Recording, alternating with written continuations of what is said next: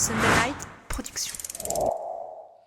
Aujourd'hui, on reçoit deux légendes de la course à pied pour une émission qui s'annonce déjà atypique. C'est parti. L'UTMB vient de célébrer son 20e anniversaire. Chaque vendredi du 8 au 29 septembre, nous vous ouvrons les portes de l'ultra-distance. Plongez au cœur de la préparation des athlètes de légende et découvrez les secrets derrière leurs exploits hors normes. Ce programme vous est proposé par Oka, partenaire principal de l'UTMB. Bonjour à toutes, bonjour à tous. Je suis ravi de vous retrouver aujourd'hui dans notre nouvelle capsule UTMB enregistrée à Chamonix depuis ce magnifique chalet Oka très confortable, il faut le dire.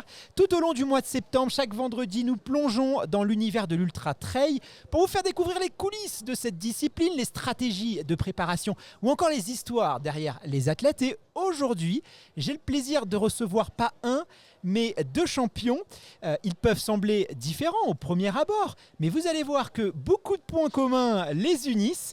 Le premier est une icône du monde de l'ultra avec ses victoires à l'UTMB, à la TDS ou encore au Grand Raid de la Réunion. Je parle bien sûr de Ludovic Pommeret. Ludo, merci infiniment d'avoir accepté notre invitation. Comment est-ce que tu vas aujourd'hui ? Eh ben, bonjour à tous, tout va bien. Par contre, je viens d'écouter le jingle, c'était les fans de ceux qui aiment courir. Moi, j'aime bien marcher aussi, quoi. Du coup, ça marche aussi, ça marche aussi. Ah, okay. Ne t'inquiète pas, tu peux tout faire en écoutant le podcast. Il n'y a pas d'inquiétude pour ça. Et mon deuxième invité est un coureur capable de décrocher le titre de champion de France de marathon en 2022 et de participer à l'UTMB en 2023 après une victoire à l'Ultra du Saint-Jacques en juin dernier. Autant vous dire que Duncan Perilla est un garçon plein de surprises. Salut Duncan, comment est-ce que tu vas toi aussi ? Hello tout le monde, ça va, ça peut que aller bien une semaine, 3 jours avant une course importante. Bon, j'ai même un petit cadeau pour toi parce que on a fait une erreur en orthographiant ton prénom et donc de la part de toute l'équipe de Sunday Night Production, on t'offre un petit peu de chocolat à consommer après bien sûr la course. Alors messieurs, je vous propose qu'on débute notre échange. T'as pas fait d'erreur sur mon prénom ? Non, désolé. Tu veux du chocolat aussi ? Bon, attends, on va arranger ça, t'inquiète pas. Tu auras ton chocolat aussi, Ludo, promis. On va commencer notre échange. Allez, on va faire honneur à l'étoile montante du trail, si on peut l'appeler ainsi. Duncan, toi, tu es passé de champion de France du marathon à vainqueur d'un ultra. Est-ce que tu peux nous éclairer sur les motivations de cette transition ? Parce que qu'est-ce qui t'a poussé à te lancer sur trail alors que tu avais encore sûrement plein de choses à dire sur marathon ? Comment tu expliques un peu cette envie de nouvelles choses ? Alors moi j'adore la montagne. Je viens de Grenoble, donc ça m'arrive quand même de courir un peu en montagne. Et finalement j'aime beaucoup aussi les crosses. J'aime bien en fait les terrains un peu variés, un peu vallonnés, je trouve ça finalement assez ludique. Et donc cette année sur marathon, en début de saison, j'ai essayé d'aller chercher un peu les minima pour les Jeux Olympiques et j'ai pas réussi. Du coup j'avais envie de faire un peu quelque chose de nouveau sur la deuxième partie de saison. En général le format classique c'est de quelqu'un qui fait justement de la route, c'est de faire du coup la route l'hiver entre septembre et mars-avril, et après la deuxième partie de saison c'est plus d'aller sur la piste, de faire du 5000, 10 000, de travailler un peu plus sa vitesse. En passant par les crosses l'hiver. En passant exactement par les crosses pour ceux, pas forcément pour tous, mais ouais effectivement les crosses c'est un peu là où la course à pied a commencé presque. Mais voilà, l'envie de faire quelque chose de nouveau, donc essayer de bifurquer sur trail, et je me suis dit tant qu'à découvrir une nouvelle expérience, autant y aller jusqu'au bout, et voilà, et du coup est venu l'ultra trail en fait. Donc en bon grenoblois, tu aimes les paysages montagneux, tu t'exprimais bien aussi sur trail, et donc tu t'es dit pourquoi pas essayer. Est-ce que tu as retrouvé d'ailleurs des similitudes peut-être entre le cross long et le trail, où tu penses quand même que c'est assez différent ? Oui, des similitudes, oui. Un peu dans la gestion justement un peu de l'effort. Le côté un peu à essayer de lisser au maximum l'effort, profiter un peu de la fin des descentes pour relancer sur le début des montées, pour se servir un peu de cette énergie pour gagner un peu de temps à certains endroits, le côté un peu technique où finalement ça glisse, ou pas avoir peur aussi en descente, aller assez vite parce que finalement on peut gagner un peu de temps en descente aussi sans dépenser trop d'énergie. On en parlera ça tout à l'heure, on va parler un peu de ça. Et justement ce côté un peu finalement qui n'est pas que des qualités physiologiques mais aussi des qualités un peu techniques, on va dire, ça me plaît, parce que je trouve ça justement très ludique. Alors cette transition semble être faite avec, en tout cas pour l'instant, avec pas mal de succès au vu de ta victoire en juin dernier. Néanmoins c'est quand même voilà, c'est pas forcément la norme parce qu'il y a déjà beaucoup de coureurs sur route qui ont essayé de faire une transition sur trail. Ça s'est plus ou moins bien passé.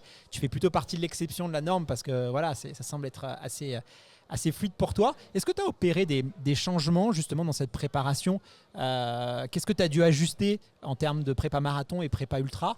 Est-ce que ça a été des petits changements ou vraiment tu as tout repensé de A à Z de la manière dont tu t'entraînes? Ouais, alors avant Saint-Jacques, j'avais pas fait de changement parce qu'en fait, j'avais pas eu le temps. C'était vraiment après le marathon de Rotterdam. Voilà, c'était quelques semaines après. Après au Talent, justement, comme je disais, moi j'aime bien un peu m'entraîner dans les chemins. Et d'ailleurs, je pense même au fond, je suis persuadé que je suis meilleur sur cross que sur route. Donc c'est pour ça aussi que ça passe peut-être bien sur trail parce que je sais, je fonctionne plutôt pas mal avec les cuisses. Je suis peut-être assez puissant finalement et sur trail ça passe pas trop mal. J'en ai presque oublié la question. Si tu as adapté ta préparation en termes de oui, donc voilà, donc avant Saint-Jacques, non, j'ai pas vraiment eu le temps. Et après, effectivement, là, on est parti en stage 3 semaines à Val Thorens. Donc justement, j'ai pu un peu suivre expérimenter Ludo. Ouais. mais ouais, du coup, j'ai pu m'entraîner, en fait, faire des sorties de 4, 5, 6 heures, 7 heures, ce que je faisais jamais avant. Et du coup, faire un effort justement beaucoup moins intense, mais arriver à tenir finalement sur la durée sans créer trop de fatigue. Et ça, c'est vraiment un truc que je pense qui va me servir pour l'UTMB parce que justement à Saint-Jacques, je suis parti finalement pas un peu lentement avec le groupe quand même de devant. Au bout du 20e kill, j'ai accéléré, mais j'ai beaucoup accéléré. Après, au 60e, j'ai complètement explosé. Après, j'ai relancé au 80. Il y a des choses à améliorer alors, c'est ça? Oui, voilà, c'est ça. Je pense au niveau surtout de lisser l'effort. Je pense que c'est le plus important pour optimiser un peu, surtout sur 170 km, c'est plus de 20 heures d'effort. Je pense que ça va être hyper important. Bon, on va revenir tout à l'heure justement sur un peu ta prépa, les spécificités du trail par rapport à la route. Mais Ludo, maintenant, je me tourne vers toi. Alors c'est vrai que toi tu es un vieux routier, on va dire entre guillemets de l'ultra, tu as pas mal d'années d'expérience, tu es aussi une référence quand même sur ce secteur.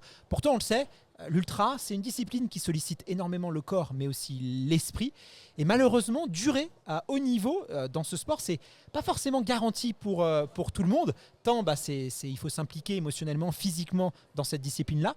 Comment toi, est-ce que tu expliques ta longévité et surtout ta performance? Parce que c'est bien de durer, mais toi, tu dures et t'es performant encore. Quel est ton secret? Ouais, je sais pas, on me pose souvent la question, alors j'en ai pas. À moins que ce soit la nutrition, tu vois, je lutte depuis tout à l'heure sur ce chocolat que t'as amené maintenant. Cache-le, hein. Tu vas partir avec. C'est vrai. Non, mais l'ultra, ça fait pas si longtemps que ça, j'en fais. Enfin, ça commence à faire un petit peu maintenant, mais. Non. Je n'ai pas d'explication. Après, je pense qu'il y a quand même aussi une partie qui est liée à la façon dont je m'entraîne, une partie qui est liée à la génétique. On va pas l'enlever. Et puis de toute façon, encore l'envie de courir. Je pense que c'est la première chose, c'est toujours avoir envie de courir. Pour l'instant, c'est encore là. Et voilà. J'ai pas la jeunesse de Duncan, mais. Est-ce que tu as quand même, au niveau de la récupération, j'imagine quand même que c'est des choses auxquelles tu es vigilant. Et au niveau aussi peut-être du choix de tes courses, est-ce que tu écoutes tes envies ou tu t'essayes quand même de te préserver à pas courir un peu à droite à gauche? Parce que c'est vrai qu'il y a eu un peu un changement de mentalité. On est passé il faut courir 1 ou 2 ultras par an. Et on voit aujourd'hui que les mentalités ont quand même un petit peu changé et les coureurs courent de plus en plus. Toi, c'est quoi ta perception par rapport à ça? Est-ce qu'il faut se préserver ou suivre finalement ses envies? Moi, c'est un petit peu le contraire. Je courais beaucoup. En fait, vraiment, dans les années avant, vraiment, je rencontre mon coach. Je courais pratiquement toutes les 2 semaines. Alors pas que des ultras, mais des courses 50, entre 40 50 km. Quoi. Et donc, ce qui a changé quand j'ai rencontré mon coach, c'est vraiment de se préparer pour un objectif spécifique. Donc, c'est la grande. Donc, ça, Duncan, ça, tu l'as. Préparation pour un objectif. Moi ça a changé. Après je vais pas faire 10 ultras par année, non, c'est sûr. Il y en a qui le font. Maintenant moi je trouve que déjà mentalement en fait pour se remettre d'un ultra je trouve ça assez long. Avoir envie de retourner ne serait-ce que courir en fait ça me prend quand même au moins une semaine. Alors se remettre vraiment dans une course là je suis dans la chambre avec une fille qui va courir l'UTMB et qui pense courir le Tour une semaine après. Ça me paraît complètement inconcevable déjà juste d'être motivé. Il y a des contre-exemples. On voit il faut reconnaître quand même que force est de constater que certaines personnes enchaînent les ultras alors en tout cas sur une période courte, parce que là on a quoi, voilà, mais en tout cas pendant 2-3 ans, on voit qu'il y a de la performance. On a vu là récemment avec Courtney de Walter, je sais pas si tu as remarqué, mais qui a enchaîné les courses. Et ça j'ai a remarqué. fonctionné. Voilà, donc on va voir si ça va donner Je sur risque de l'UTMB, remarquer mais- aussi sur l'UTMB. Donc... Voilà. Donc on voit quand même que ça peut marcher. Après, c'est vrai que sur le long terme, voilà, ça peut être autre chose. Tu parlais tout à l'heure de génétique, justement. Alors tu sais qu'il y a toujours un débat entre ce qui est acquis grâce à l'entraînement et l'expérience et ce qui est inné, un peu la génétique entre guillemets du champion. Et bon, c'est deux visions qui s'opposent. C'est assez rare d'ailleurs d'entendre des athlètes dire j'ai peut-être une génétique, parce que souvent on aime bien, à tort ou à raison, un peu tout mettre sur le dos du travail, parce que c'est vrai que c'est peut-être plus valorisant et qu'on a un peu de déni par rapport à ça. Toi, est-ce que tu penses quand même qu'à la base, tu avais quand même quelques aptitudes physiques, ou au contraire, c'est vraiment l'entraînement qui t'a développé à tout ça? Non, je pense que de toute façon, je pense qu'on n'est pas tous égaux à la base en fait pour faire ce sport d'endurance en fait. Et je pense qu'il y a quand même des qualités physiques en fait qu'on a de naissance et À très haut niveau en tout cas. Voilà, oui, après tout le monde est capable de faire en fait l'ultra. Après tout dépend, voilà, le niveau de performance. Et donc non, je suis voilà, j'en suis convaincu qu'il y a une part quand même de génétique dedans. Donc je remercie mes parents pour ça. Mais voilà, après l'entraînement, tout le reste en fait fait un tout. Bien sûr, ouais. Voilà, On peut pas reposer que aller sur ça. plus sur la performance. Ouais. Quelqu'un qui s'entraîne toujours très dur, voilà, sera toujours meilleur que quelqu'un génétiquement doué qui s'entraîne un peu moins. Ouais, j'espère en tout cas. Ouais, en tout cas, je pense que quand même l'entraînement compte plus finalement peut-être que la génétique. Si t'as les deux après. Oui, ouais, Voilà. forcément. Ouais. Non, mais bon, après, tu as des personnes qui. Voilà. Après, peut-être que sur une courte période, ça peut le faire, mais je pense aussi. Il y en a pas mal qui ont des problèmes de genoux, etc. Enfin, en courant juste 2-3 années, voilà, quand ça fait une Ouais, il y a vingtaine ça d'années aussi, qu'on hein. court, il y a quand même. Enfin, je vois récemment, j'ai passé une écho pour regarder en fait. Voilà, toutes les structures. Et Thibaut, c'était Thibaut Guérivet qui m'avait fait ça. Il m'a dit t'as quand même des articulations de quelqu'un, enfin pour ton âge, de quelqu'un voilà qui est. Ouais, mais ça c'est on comme dirait les pas coiffeurs. c'est un course à pied. Comme les coiffeurs, ils te disent toujours que t'as des jolis cheveux, tu vois, c'est pour flatter le client, ça. Ouais, bon. Non, je plaisante. Non, il est aussi concurrent. Ouais, attention. ouais, non, mais c'est vrai qu'on pense souvent génétique pour la performance, mais c'est très juste. Il faut aussi penser génétique sur la capacité à pas se blesser ou à récupérer très très vite de ses blessures. Et on voit que des fois, la même blessure, il y a des athlètes qui vont mettre beaucoup plus de temps que d'autres. Et ça, c'est vrai que ça, voilà, c'est aussi la clé. Duncan, je disais en introduction, cette année, tu as remporté l'Ultra du Saint-Jacques.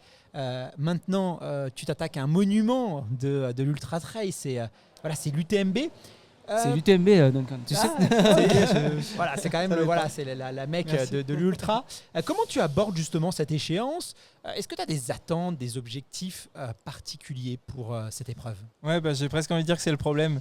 C'est que vu que c'est quand même une course justement qui fait d'au moins 20 heures, on va dire, l'objectif devrait être juste déjà de vouloir aller au bout. Et je pense que au final, même en fait beaucoup. Déjà moi je suis assez ambitieux de base, et puis en plus autour de moi les gens un peu me mettent un peu la pression à me dire il faut que tu fasses ça, il faut que tu fasses ça, il faut que tu fasses ça, alors qu'en vrai déjà de base je devrais partir un peu du principe l'important c'est d'aller au bout. Alors forcément l'objectif c'est pas d'aller au bout en 40 heures, parce que je sais que je suis censé pouvoir faire mieux, mais je pense un peu trop finalement presque à la performance, alors que comme Ludo me l'a dit, il y a beaucoup d'athlètes finalement qui abandonnent, surtout sur leur premier, deuxième, troisième même, que finalement il y a un tiers presque des participants je crois qui n'arrivent pas au bout. Donc l'objectif numéro 1 ça devrait être en fait de me dire juste gère bien ton effort, l'important c'est d'aller au bout, plutôt que de trop penser ou trop regarder à ce que vont faire les autres ou même au chrono. Donc y aller avec beaucoup d'humilité, parce que c'est vrai que t'as pas tes repères, et on veut souvent un peu dupliquer ce qu'on sait faire sur route, sur cross, sur l'ultra, et c'est pour ça que je pense que 90% des coureurs sur route, plus ou moins haut niveau, mais voilà, se cassent un peu les dents cette discipline-là, parce que l'expérience, et on le voit aussi, c'est quand même quelque chose qui est là, la gestion, de bien mesurer ses efforts, c'est quand même très important. D'ailleurs, on parlera tout à l'heure un petit peu de l'expérience du course. Toi, Ludo, justement, tu es un habitué du Tour du Mont-Blanc. Tu as remporté d'ailleurs cette épreuve en 2016. Et c'est vrai que l'UTMB a la réputation d'être une course où il faut quand même être en mesure d'exprimer ses qualités de vitesse. Ça va plaire à Duncan. Mais il y a de la technique aussi, quand même, il ne faut pas l'oublier. On a 10 000 mètres de dénivelé positif. Et puis il y a un autre élément aussi, c'est la résistance à la pression médiatique. Parce que sur cette course-là, c'est une course de rentrée. toutes les marques sont présentes, il y a beaucoup de sollicitations, il y a énormément de gens dans les rues. Et tout ça, c'est de la pression médiatique et pas tous les coureurs arrivent à gérer ça. Donc voilà, l'UTMB, c'est un vrai challenge. Toi, selon toi, quelles sont les qualités physiques, mentales nécessaires pour vraiment briller sur l'UTMB ? Ouais, c'est déjà faire abstraction de tout ça. Ça en fait partie aussi. On est juste à 2 jours, 3 jours du TMB. Donc c'est faire abstraction de ça ou alors en faire une force. Hein. Ça peut te motiver, ça peut t'occuper. Nous disait tout à l'heure Duncan. Donc, ouais. Et non, parce que tu fais des signes, Et ouais, donc c'est ça pour la partie mentale. Après, la vitesse, est-ce que tu penses quand même que, parce qu'on l'a vu l'année dernière sur des parcelles où ça allait très très vite, 17-18 km/h, on se souvient de Pao Capel qui était parti à une vitesse assez folle, Kylian qui l'avait suivi, il a été victime de sa propre attaque. 17-18 km/h, ça lui fait pas peur à Duncan, et il trouve ça un peu du footing quoi. Donc non, mais c'est sûr qu'il y a des parties, les records tombent et cette année ça va très vite. Il y a des parties qui sont très rapides, et c'est vrai, il y a aussi la densité en fait. Donc tu parles du parcours, de la pression médiatique, mais il y a aussi la densité des coureurs qu'on retrouve pas trop, je crois, sur d'autres courses quoi. Enfin, là, dans l'ultra, à mon avis, c'est la course où il y a la plus grosse densité. On le voit encore cette année sur le plateau du TMB. 50 coureurs, il me semble, qui ont un indice TMB à plus de 130. Donc cette année, ça va être, il y aura des clients en tout cas. Ça va être facile, t'inquiète. Parce que tu ne seras pas tout seul au moins. Voilà. Là, Ludo, il le dit pas parce qu'il c'est un garçon un peu, il est un garçon modeste, mais tu t'es essayé aussi sur marathon, toi. On t'a vu au marathon d'Annecy, je crois, où tu as quand même réalisé une performance assez stratosphérique. Ouais, je suis quand même à 20 minutes de Duncan. Donc. Oui, après, c'est pas ta spécialité, vous n'avez pas le même âge. T'étais aussi, le marathon d'Annecy, c'est pas le marathon de Valence. Et puis, tu avais aussi faut remettre évidemment en contexte ce que tu as fait par rapport au profil de la course, à ce que tu étais venu chercher, ta préparation. C'est quand même, je crois que tu as fait 2:31:50. 2:31:50, c'est quand même monstrueux. Voilà, donc dans le contexte de la course, c'est quand même top. Et c'est vrai qu'on voit de plus en plus maintenant de trailers. Il y a aussi Mathieu Blanchard qui s'était allé sur le marathon de Paris. Toi, t'hésites pas justement, tu penses que c'est dans la prépa, faut bien le positionner, faut pas non plus faire n'importe quoi, il faut y aller. C'est pas l'objectif central évidemment, mais tu penses que c'est des choses qui peuvent être intéressantes en complément de prépa? Oui, surtout là, le type de prépa, c'est pareil. J'ai fait un petit peu le même type de prépa sur le printemps pour la Western State, donc qui est une course quand même qui est plus roulante. Donc forcément, on adapte un petit peu l'entraînement à la course où on va s'aligner. Donc ça rentrait, ce marathon, ça rentrait dans la préparation de la Western de l'année dernière. Et c'était aussi aller... donc le but, c'était de faire le lièvre. C'était pas de faire le marathon, en fait, c'était de faire le lièvre de mon beau-frère, quoi. Donc voilà. 2:31, ça rassure quand même, je pense, quand on sait qu'on est capable de faire 2:31 à Annecy sur le marathon. On prend de la confiance, j'imagine, quand même. Ouais, c'est rassurant. Enfin, surtout que j'étais pas parti pour ça. Je pensais déjà pas tenir le semi. Enfin, je m'étais dit peut-être que je peux tenir le semi. Bon, j'ai un peu craqué sur la fin de marathon. Et juste le seul regret, je me dis, j'aurais peut-être pu passer sous les 2h30, qui était une barre, qui est une barre symbolique. Mais voilà. Moi, je pense sur un autre parcours, ça l'aurait fait certainement. Alors, Duncan, c'est vrai qu'on l'a dit tout à l'heure, certains coureurs qui viennent de la route, peut-être par inexpérience, ont pas mal de difficultés sur les parties techniques. Ils démarrent souvent rapidement, ou ils laissent peut-être trop d'énergie aussi sur les montées. Ça, c'est quelque chose, c'est un écueil qu'on voit souvent avec les coureurs sur route qui veulent systématiquement un peu attaquer sur les montées. Et puis ils ont du mal à marcher, quoi. Voilà, quelquefois, il faut savoir le faire. Bon, c'est vrai que tu nous as dit que sur l'Ultra du Saint-Jacques, tu as eu quelques difficultés de gestion, mais tu sembles quand même pas tomber tout à fait dans ces écueils. Est-ce que cette année, justement, tu as un peu mesuré les pièges sur lesquels il faut que tu sois vigilant? Est-ce que tu t'es inspiré un peu peut-être d'autres d'ultra-trailers? Dans quel état d'esprit tu es par rapport à ça? La gestion de course. Ouais, en termes de gestion, forcément, il y a quelques erreurs que j'ai commises au Saint-Jacques que je vais essayer de moins commettre, on va dire. Comme c'est lesquelles, un petit peu, je sais pas, par exemple, sur la fin, en fait, le dernier ravitaillement assisté, je me suis vraiment précipité en me disant c'est bon, il reste plus que 15 km, c'est rien. J'ai voulu prendre 15 gels en me disant c'est pas grave, limite j'économise en termes de poids sur moi, je prends un seul gel. Et au final, j'ai fait une hypo, au final 5 km plus loin, il me manquait un peu d'énergie. Et le dernier ravitaillement qui était du coup non assisté à 6 km de l'arrivée, je me suis arrêté, j'ai mangé tout ce que je pouvais et j'ai perdu 3 fois plus de temps à ce moment-là que si je m'étais juste arrêté 10 secondes de plus. Et si j'avais pris 2 gels de plus, quoi, au final. Et justement, la nutrition, comment tu l'as gérée là? Parce que la nutrition, c'est quand même très très spécifique sur Ultra. Est-ce que tu t'es fait conseiller? Est-ce que tu appréhendes un peu cette partie-là? Comment est-ce que tu gères ça? Ouais, je me suis fait conseiller. Ouais, j'avais appelé Thibaut Garivier, justement. Il est partout, Thibaut. Hein. Ouais, justement, ouais, pour savoir. C'était lui qui m'avait dit, si tu peux manger, mange. Donc si tu es capable, il m'a dit dans tous les cas, tu mangeras jamais trop. Tu pourras ne pas manger assez, mais tu mangeras jamais trop. Et voilà, et on m'a dit que de prendre au moins un gel toutes les 30 minutes. Tu restes au gel quand même, hein. Ça c'est le truc du et marathonien. En fait, le truc c'est que je voulais manger du solide vers le 70-80 km. Sur trail, hein. Tu sais, faut te mettre à la page. Ouais, mais avec un peu de comté. Ouais, franchement, pendant la course, j'étais incapable de manger du comté ou n'importe. Justement, j'avais au 80e, j'avais prévu un sandwich avec de la viande de bison, là, je sais pas quoi, un truc. On m'a dit c'est bien, il y a pas mal de protéines. Ça va être salé, enfin bref, mais j'étais incapable de le manger. Et du coup, je me suis dit, c'est pas grave, je continue avec les gels. Et justement, Thibaut m'avait donné comme anecdote, il m'avait dit, de toute façon, si tu n'arrives pas à manger du solide, c'est pas grave, parce qu'il y a Ludo qui est capable de faire tout un ultra en prenant que des gels. Et je me souviens, j'avais pensé à ça à ce moment-là, en me disant, bon, c'est pas grave, continue avec les gels, tu peux aller au bout comme ça. C'est vrai que c'est rare. Toi, tu prends que des gels du coup sur Ultra. Pas de saucisson alors? Ouais, si, ça m'arrive sur les ravitaux. Enfin, si j'ai l'envie, en fait. Donc, c'est l'envie ce qu'il y a sur les ravitaux. Mais par contre, avec moi, j'ai pratiquement que des gels. Début de course, un peu pâte de fruits.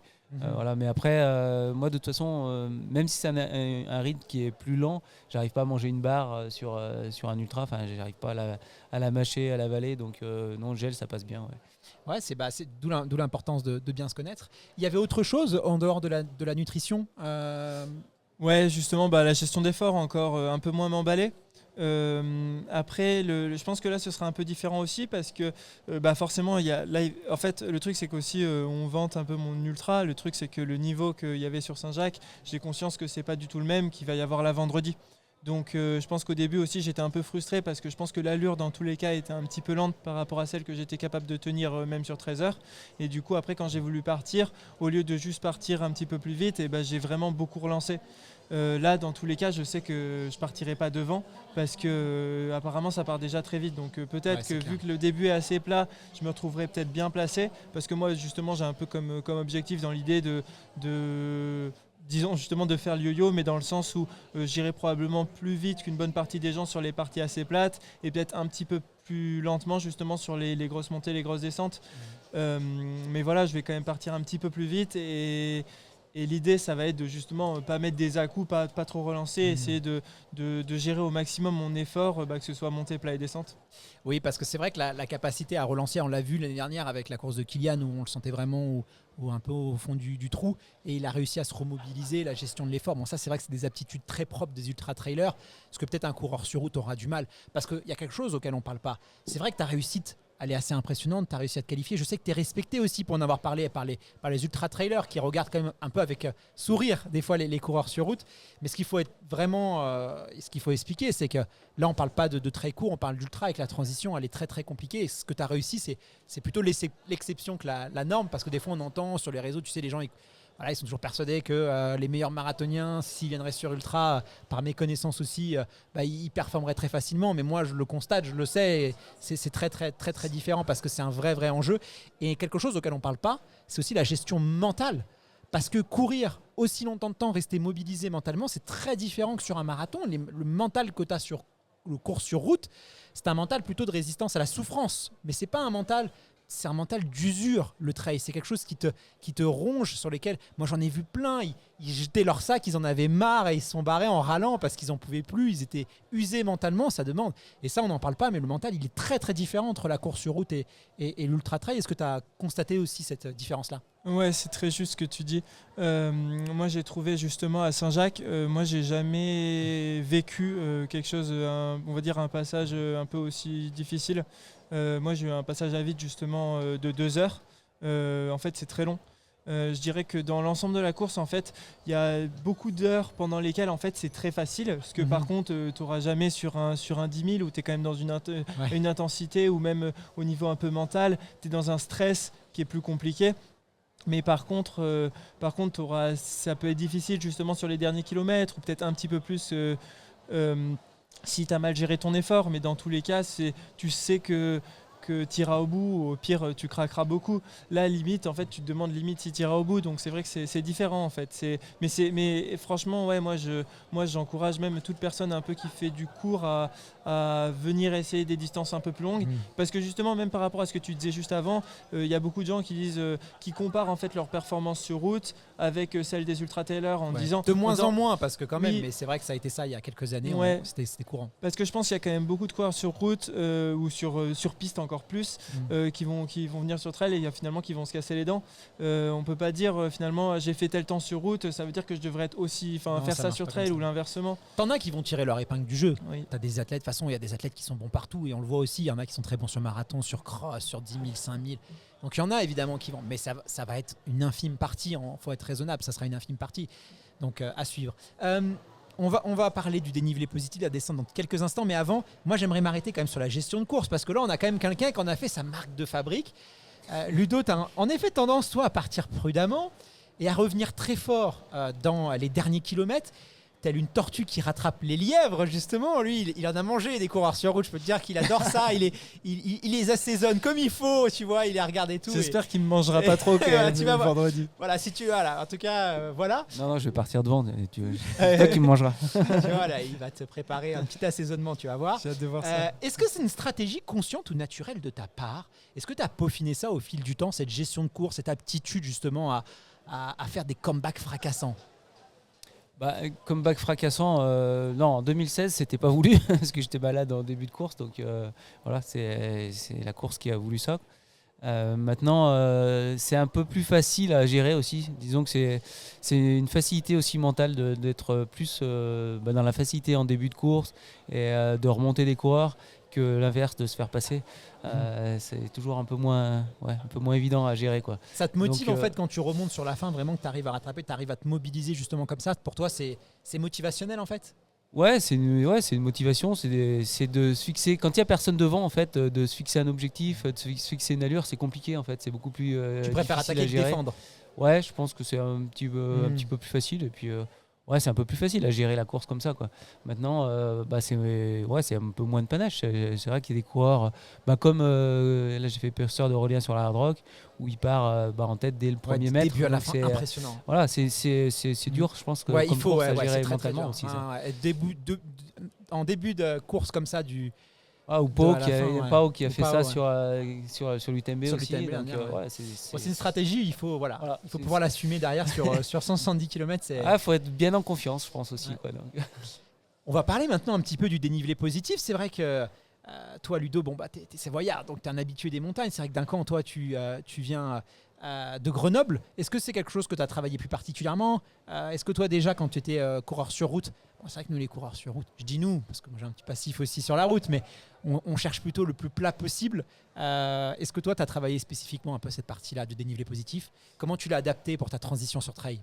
Alors de base je pense qu'en montée je suis pas trop mauvais, parce que la montée de la Bastique à Grenoble, qui est une montée un peu connue pour tous ceux qui connaissent bien Grenoble, et puis j'ai l'habitude de faire des séances côte justement, et je pense que c'est là où je me débrouille pas trop mal en côte, contrairement par exemple à justement vraiment de la pure vitesse sur plat, où au final ici tout le monde me dit que je suis rapide, mais en fait je suis pas un athlète très rapide, je pense pas être très économe justement sur du court, sur du 400 je suis pas si bon que ça, mais effectivement quand même j'ai vu un peu à Val Thorens au début que j'avais un peu des lacunes quand même en montée, que musculairement ça pêchait pas mal, donc j'ai fait beaucoup plus de montées. J'ai même c'est la première fois que donc je me suis tordu la cheville assez violemment là-bas, j'ai dû m'entraîner aussi un peu sur tapis, et c'est la première fois que je mettais du dénivelé sur un tapis, où j'ai mis 10-15% de dénivelé sur un tapis. Ça me faisait un peu bizarre, mais du coup voilà, je me suis pas mal entraîné en montée. J'ai même fait le kilomètre vertical des Submit Games là à Val Thorens, qui était sympa, c'était assez difficile, c'était assez intense comme effort, mais voilà, je me rendais compte qu'un peu mon point faible, c'est un peu justement c'est les grosses montées, les grosses descentes, on va dire. Alors il y a un autre aspect qui est souvent d'ailleurs négligé, en tout cas par les trailers un peu moins expérimentés, c'est la descente. Et ça, c'est pas Ludo qui te dira le contraire, c'est ce qu'on dit, c'est que souvent le trail, on peut, ça se gagne en montée, mais on peut tout perdre en descente.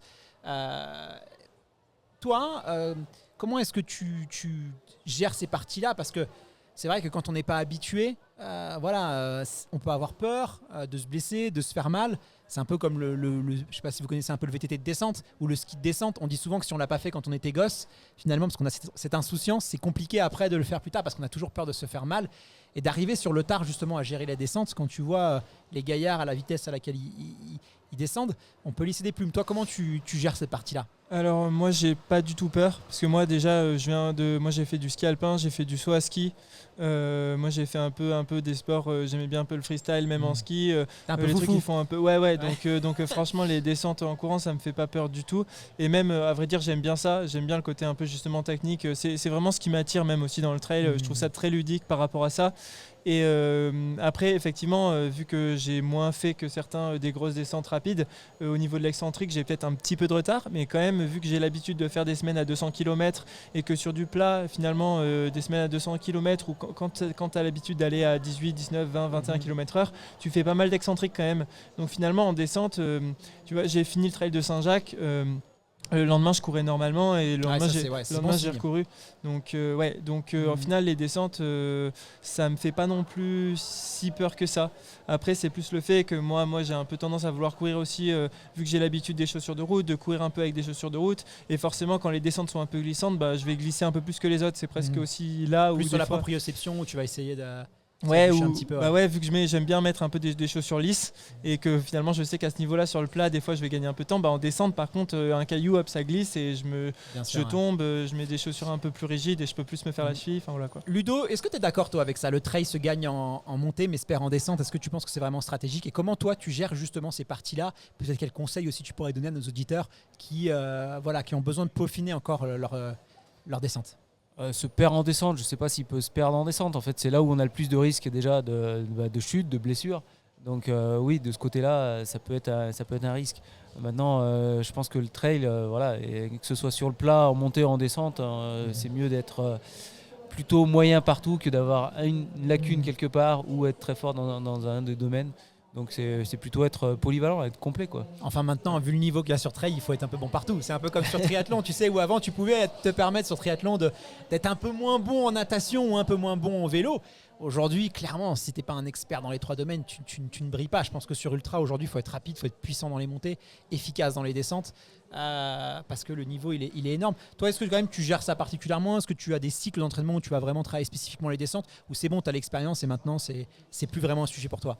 Non, les descentes en fait sont travaillées dans les sorties longues en fait la plupart du temps. J'ai pas fait de travail spécifique. Peut-être qu'il faudrait en faire en fait. Je me souviens il y a 2 ans en fait aux premières descentes sur Saint-Gervais, j'avais mal aux jambes et c'est vrai que c'est juste la première descente donc on se dit l'entraînement n'était pas bon. Donc il faudrait peut-être en faire, mais je pense que les sorties longues permettent quand même déjà de travailler ça. Il y a des fois dans les sorties on va attaquer un peu plus en descente justement pour se faire un petit peu mal au quadri et voilà, mais on voit, pardon, excuse-moi, je te coupais, mais c'est pour rebondir sur ce que tu dis. On voit de plus en plus de trailers aussi qui utilisent les bâtons en descente, ce qui se faisait pas forcément avant. Toi, t'en penses ? Mathieu Blanchard, par exemple, sur TMB, on l'a vu le dernier, il utilisait beaucoup les bâtons en descente aussi. Je sais pas si tu utilises des bâtons, d'un camp, est-ce que tu vas en utiliser ? Parce que ça, c'est aussi un enjeu quand on vient de la route, ça peut être compliqué. Alors moi, j'utilise les bâtons en montée et pour les premières descentes, en principe pas. Et après, je les utilise aussi en fin de course. En descente, ça t'aide ? Et j'étais, je suis un des rares coureurs à les utiliser en descente. Quand je reparle encore d'Aurélien sur la hard rock, où il me dit jamais en descente, il les utilise. Sur les premières descentes, quand j'étais avec lui, c'était assez raide, je lui avais conseillé de les utiliser. Après, il les a plus jamais repliés. Donc, je pense que ça peut aider, surtout en fin de course, quand on est fatigué, à freiner un petit peu, à stabiliser et aussi à faire sauter des marches, à amortir un peu les chocs, quoi. Tu vas prendre des bâtons, toi ? Non, moi je vais courir sans bâton. Il est chaud. Ça, c'est une erreur. Alors, non, je rigole, je plaisante, parce qu'il faut savoir les maîtriser, les bâtons. C'est pas, et je pense qu'effectivement, si t'as pas une maîtrise et que t'es pas confiant, autant. Il a déjà appris à marcher, c'est déjà pas mal. Voilà, il savait pas marcher avant. Tu veux pas lui apprendre, faire un petit stage là, tu lui montrais comment ça marche ? C'était un peu limite pour apprendre avec les bâtons et au final pour me rassurer, il y en a qui m'ont dit que Kylian il avait déjà gagné le TMB sans bâton. Il n'y a que l'année dernière où on l'a vu avec les bâtons. Sinon, tu le voyais jamais avec un bâton. Donc, Donc effectivement, tu peux tout à fait t'en sortir sans. Même si, bon, il y a quand même les études ont montré, mais après c'est toujours pareil, c'est en fonction des individus que ça avait quand même un impact important. Alors justement, c'est une bonne transition, parce que tu parlais des chaussures tout à l'heure, on parle des bâtons, on va faire un petit focus sur l'équipement. Vous êtes tous les deux accompagnés par Hoka dans justement toute cette partie un peu plus technique. Tu avais surpris Duncan toi sur l'Ultra du Saint-Jacques parce que tu avais couru avec une chaussure, je crois, sur route à plaque carbone. C'était la Rocket X2, je crois, c'est ça, ouais. Il va surprendre encore. Ouais. Alors là, c'est la question que tout le monde se pose. Nous, on nous l'a écrit sur Instagram. Est-ce qu'il va, quel modèle tu vas utiliser? Est-ce que tu restes un peu sur le carbone? Alors je vais rester sur le carbone. Après, dans tous les cas, même les chaussures de trail, maintenant les Tecton X2, il y a du carbone. La plupart des chaussures de trail ont aussi du carbone, mais forcément. Faut bien vendre des chaussures. Ouais. Mais effectivement, elles sont structurées un peu différemment, déjà avec la semelle qui est justement avec le vibram et les sortes de crampons. Mais moi là, je vais faire dans l'idée un peu. S'il fait beau, je fais un mix des deux, ou dans le sens où je vais courir avec. Tu vas les changer, je vais changer, ou je vais partir avec les Rocket X2 parce que la première partie est assez roulante et au final, moi, c'est quand même. Qui font ça. Ouais. C'est là où en plus je suis bien entraîné, j'ai l'habitude de courir avec ces chaussures, donc je me sens bien. Après je vais avoir une sorte un prototype aussi justement en carbone type un peu Rocket X2, donc en fait une sorte de Rocket X2 Trail pendant la deuxième partie de course. Voilà, donc je vais faire un mix en fait entre chaussures de route et chaussures de trail, et chaussures de trail ça va être des chaussures de trail axées route, on va dire. Et toi Ludo, quel regard tu portes un peu sur les équipements, quel modèle tu vas utiliser, et surtout quelle qualité tu recherches dans une bonne chaussure de trail? Alors, vu que c'est de l'ultra, déjà je recherche du confort, donc c'est déjà une première chose, et maintenant un petit peu quand même de dynamisme. Sur quoi je vais partir, je ne sais pas encore, on va voir le temps déjà, et puis je vais adapter en fonction du temps qu'on risque de rencontrer, mais je partirai bien sur un modèle aussi qui est aussi un proto, aussi à plaque carbone. C'est un petit peu, on va dire un peu similaire à une Rocket X, mais là c'est vraiment un modèle qui est développé pour le trail. Tu l'as essayé déjà, j'imagine. Oui, je l'ai essayé. Et les sensations sont comment? Vous avez sûrement entendu parler de ces nouvelles mousses P-Bas en fait, qui sont beaucoup plus réactives. Donc c'est vraiment cette sensation qui est agréable. Tu sens la préservation musculaire? Les marathoniens, souvent, c'est ce qui se dit, c'est qu'on peut enchaîner les kilomètres. Toi, je sais que tu étais un marathonien qui courait beaucoup. Et moi, je l'ai vu avec les marathoniens que je fréquente. Ils ont rajouté 20-30 kilomètres. Pas forcément plus vite, plus rapide, mais en tout cas, ils ont pu rajouter des kilomètres parce qu'après les séances un peu fractionnées, intenses, ils avaient moins de courbatures. Est-ce que sur trail aussi, on ressent un peu cette préservation musculaire? Bon, moi, je suis Hoka depuis la création de la marque, donc ça a toujours été un petit peu le leitmotiv en fait, de l'amorti, un gros cushion, un gros amorti sur la chaussure, donc préservation aussi musculaire dans ce sens. Maintenant, ce que je recherche aussi, c'est avec ces nouvelles mousses, c'est plus le dynamisme, quoi. Donc, toi, c'est vraiment déjà l'amorti. Et tu le sens vraiment, tu arrives à. Là, on voit vraiment la différence. J'ai vraiment vu la Western en fait, où je suis parti avec des Speedgoat. Et j'ai changé pour ces modèles de proto sur la deuxième partie de course. Et là, c'était jour à la nuit en fait au niveau dynamisme. Ouais, parce que c'est vrai qu'on nous a dit non, ça n'arrivera pas, ça n'aurait aucun intérêt. La plaque carbone sur trail, et on voit que ça commence à changer. Alors plaque carbone, je ne sais pas si avec c'est encore mousses, la plaque carbone. La mousse, moi, elle est vraiment importante. Plaque carbone, je ne sais pas. Il faudrait essayer en fait un modèle équivalent avec sans plaque, voir une différence, mais. Là, je sais pas, mais c'est vraiment cette mousse. Ces nouvelles mousses qui arrivent, c'est un gros changement, quoi. C'est ce qu'il y a sur la Rocket X2, c'est avec quoi Duncan court aussi. Hein. Ouais. Oui, tu fais bien de me reprendre parce que je dis plaque carbone, mais je les associe en fait à la mousse qui est vraiment le propre de la techno. C'est vraiment ça. Écoutez, merci à tous les deux pour cet échange. Je suis sûr que moi j'ai appris beaucoup, et je suis sûr que nos auditeurs, j'espère que nos auditeurs eux aussi, ça leur a permis d'en savoir un peu plus sur la transition, sur les qualités nécessaires pour bien s'épanouir sur Ultra. Profitez de cette course. Moi je serai sur le bord de la route pour vous encourager. À très vite. Merci. Bonne course et puis bonne expérience sur l'Ultra. Hâte de voir ce que ça donne. À très vite. L'UTMB vient de célébrer son 20e anniversaire. Chaque vendredi du 8 au 29 septembre, nous vous ouvrons les portes de l'ultra-distance. Plongez au cœur de la préparation des athlètes de légende et découvrez les secrets derrière leurs exploits hors normes. Ce programme vous est proposé par Hoka, partenaire principal de l'UTMB.